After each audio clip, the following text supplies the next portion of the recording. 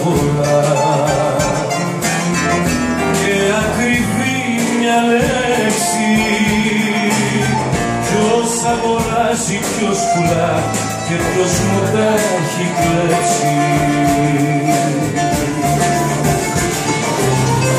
Δεν είναι που προσπάθησα όσο κανείς δεν ξέρει, είναι που όσα κράτησα μου κάψανε το χέρι.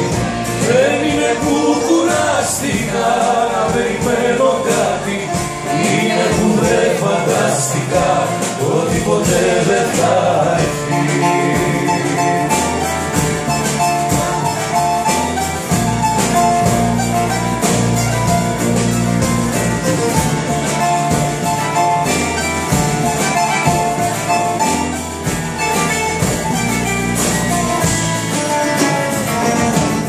Μικρά τα μεροκάματα, οι αγκαλιές πιο λίγες, σε κοίταξα κατάματα, εσύ όμως δεν με είδες.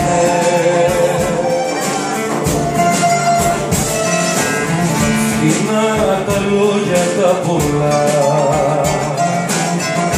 και ακριβή μια λέξη. Ποιος αγοράζει, ποιος πουλά, εσύ που τα έχεις κλέψει. Δεν είναι που σ' αγάπησα όσο κανείς δεν ξέρει, είναι που δεν σε κράτησα ποτέ από το χέρι. Δεν είναι που κουράστηκα να περιμένω κάτι, είναι που δεν φαντάστηκα πως θα φύγες στον δρόμο.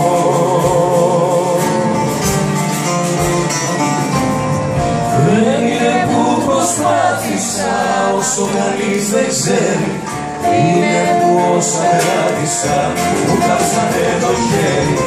Δεν είναι που κουράστηκα να περιμένω κάτι, είναι που δεν φαντάστηκα ότι ποτέ δεν θα έρθει.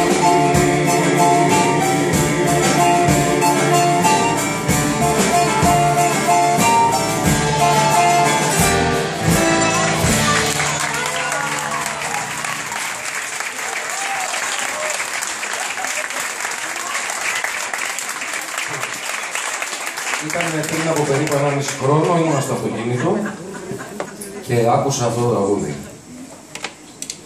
Ομολογώ ότι είχα πάρα πολλά χρόνια να σταματήσω στην άκρη, στη Μεσογείο κιόλας, για να κάτσω να το ακούσω. Είχα πολλά χρόνια δηλαδή να ακούσω ένα καινούριο τραγούδι, το οποίο να συνδυάζει όλες αυτές τις επιρροές από τους μεγάλους παλιούς συνθέτες του εντέχνου, του βασικού εντέχνου, όπως του Μαμακάκη, του Χατζηδάκη, του Παπαδημητρίου, του Δημήτρη. Είχα πολλά χρόνια. Και είχα πολλά χρόνια να ακούσω και ένα τόσο καλό τραγουδιστή, γιατί ήταν αυτή έτσι. Σαν το... Γενικότερα θεωρώ πολύ μεγάλη τιμή να βρίσκομαι εδώ, όχι για τίποτα άλλο, γιατί είναι πολύ σημαντικό να νιώθουν μέσα στην παρέα τους τόσο φρέσκοι, τόσο νέοι και τόσο δημιουργικοί άνθρωποι.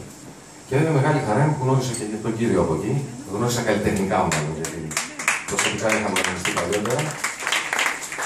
Πάρα πολύ ωραίο τραγούδι αυτό που είπες.